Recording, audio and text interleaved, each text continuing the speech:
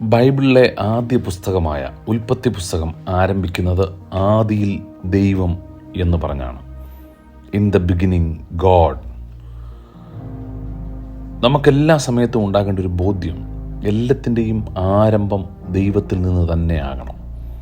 നമ്മുടെ ജീവിതത്തിലെ തീരുമാനങ്ങൾ, ഓരോ യാത്രകൾ, ഓരോ പ്രവൃത്തികൾ, let it start from God. അത് ദൈവത്തിൽ നിന്ന് ആരംഭിക്കണം, എങ്കിലേ അത് അനുഗ്രഹിക്കപ്പെടുകയുള്ളൂ. നമ്മുടെ ചുവടുകൾ ദൈവത്തിൽ തന്നെ ആയിരിക്കണം. ഉൽപ്പത്തി പുസ്തകത്തിൽ പറയുന്നത് ആദിയിൽ ദൈവം. അതെ, നമ്മുടെ എല്ലാം ജീവിതത്തിൽ ആദിയിൽ ദൈവത്തിന് സ്ഥാനം കൊടുക്കുന്നു. Priority for the Lord.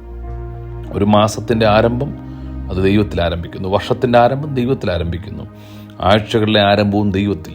എല്ലാ ദിവസവും പ്രാർത്ഥനയോടെ നമ്മൾ ആരംഭിക്കുന്നു. നമ്മൾ സ്റ്റാർട്ട് ചെയ്യുന്ന ദൈവത്തിൽ നിന്നാണ്. അപ്പം നമ്മുടെ ആരംഭം ദൈവത്തിൽ നിന്നാണ്. നമുക്ക് ദൈവത്തിൻ്റെ വചനത്തിൽ ദൈവത്തിന് പ്രയോറിറ്റി കൊടുത്ത, പ്രാധാന്യം കൊടുത്ത ഒത്തിരി ആളുകളെ കാണാൻ കഴിയുന്നുണ്ട്. അവിടെ ജീവിക്കുന്ന ദൈവത്തെ ആരാധിക്കാൻ തടസ്സമുള്ളപ്പോൾ പോലും ദാനിയേൽ എന്ന് പറയുന്ന ആ യുവാവ് ദൈവസന്നിധിയിൽ സമയം തെറ്റാതെ പ്രാർത്ഥിച്ചുകൊണ്ടിരുന്നു. അപ്പം തൻ്റെ ഉത്തരവാദിത്തങ്ങൾ നടപടിയായി നിവർത്തിച്ചുകൊണ്ടിരിക്കുക. അപ്പം നമ്മൾ പലപ്പോഴും പ്രാർത്ഥിക്കുന്നത് നമ്മുടെ ആവശ്യങ്ങൾ സ്തോത്രത്തോടെ അറിയിക്കുന്നതാണ് പ്രാർത്ഥന എന്ന് നാം ചിന്തിക്കാറുണ്ട്. അത് പ്രാർത്ഥനയുടെ ഒരു ഭാഗം മാത്രമാണ്. പ്രാർത്ഥനയിൽ ഉണ്ടാകേണ്ട ഏറ്റവും പ്രധാനപ്പെട്ട കാര്യം ദൈവത്തിന് നമ്മൾ നന്ദി പറയുക എന്നുള്ളതാണ്. നമുക്ക് തന്ന ആയുസ്സിനും ആരോഗ്യത്തിനും, നമ്മുടെ ഫാമിലി മെമ്പേഴ്സ്, അതിന് നമുക്ക് തന്ന ജോലി, ഇതിനെല്ലാം വേണ്ടി നമ്മൾ ദൈവത്തിന് നന്ദി പറയുന്ന ഒന്നാണ് പ്രാർത്ഥന. നന്ദി പറയലിന് ശേഷമായി നമ്മൾ ദൈവത്തിൻ്റെ വാഗ്ദത്തങ്ങൾ ഉറച്ച് മുറുകെ പിടിക്കുന്ന, വിശ്വാസം ഉറപ്പിക്കുന്ന വാക്കുകൾ നമ്മുടെ പ്രാർത്ഥനയിൽ ഉണ്ടാകണം. ഒപ്പം തന്നെ നമ്മുടെ ആവശ്യങ്ങൾ നമുക്ക് സ്തോത്രത്തോടെ അറിയിക്കാൻ കഴിയണം. ഏറ്റവും പ്രധാനപ്പെട്ട ഒരു കാര്യമെന്ന് പറഞ്ഞാൽ ദൈവം നമുക്ക് വേണ്ടി അത്ഭുതം പ്രവർത്തിക്കുന്നവനാണെന്നുള്ള ഉറച്ച വിശ്വാസമാണ്. അപ്പം നമ്മുടെ പ്രാർത്ഥനകളിൽ പലപ്പോഴും വിശ്വാസം നഷ്ടപ്പെട്ടിട്ട് ജൽപ്പനങ്ങളായി മാറാതെ എല്ലാ കാര്യത്തിലും ദൈവത്തിന് പ്രാധാന്യം കൊടുക്കുക.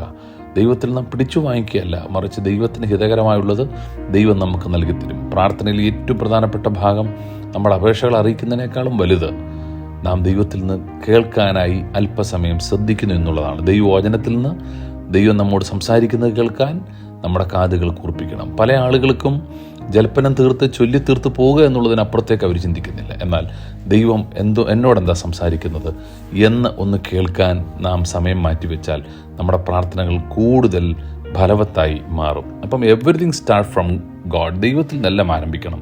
നമ്മുടെ തലമുറകളെ അങ്ങനെ പഠിപ്പിക്കണം. പ്രാർത്ഥനയാൽ ആരംഭിക്കുക. പരീക്ഷ പ്രാർത്ഥിച്ചാരംഭിക്കുക. എക്സാം പേപ്പർ കിട്ടുമ്പോൾ പ്രാർത്ഥിക്കുക. യാത്ര ചെയ്യുമ്പോൾ പ്രാർത്ഥിക്കാൻ ആരംഭിക്കുന്നു.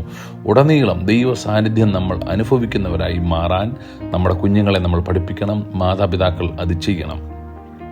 അപ്പം എല്ലാം ദൈവത്തിൽ നിന്നാണ് ആരംഭിക്കേണ്ടത്. എല്ലാം സകല നന്മയുടെയും ഉറവിടം ദൈവം തന്നെയാണ്. അപ്പം നമ്മുടെ ഓരോ അനുഗ്രഹങ്ങളും ദൈവത്തിൽ നിന്നാണെന്നുള്ള ബോധ്യവും നമുക്കുണ്ടാകണം. നമുക്കുള്ള വരുമാനം, നമുക്ക് ദൈവം നൽകുന്ന നന്മകൾ, ഇതെല്ലാം ദൈവത്തിൽ നിന്നാണ്.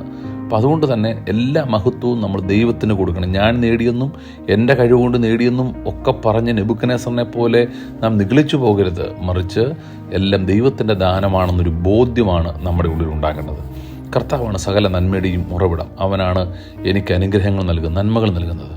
അതുകൊണ്ട് തന്നെ നമ്മുടെ ജീവിതത്തിൻ്റെ എല്ലാ സമയവും, എല്ലാ തീരുമാനങ്ങളും, ഓരോ ചുവടും ദൈവത്തിൽ നിന്ന് ആരംഭിക്കട്ടെ. കാരണം അവൻ നമ്മുടെ പാതയ്ക്ക് പ്രകാശമാണ്, അവൻ നമുക്ക് വെളിച്ചമാണ്. നമ്മുടെ ചുവടുകൾ അത് ദൈവത്തിൻ്റെ സന്നിധിയിൽ തന്നെ ആയിരിക്കട്ടെ. അവൻ അതിനെ അനുഗ്രഹിക്കും.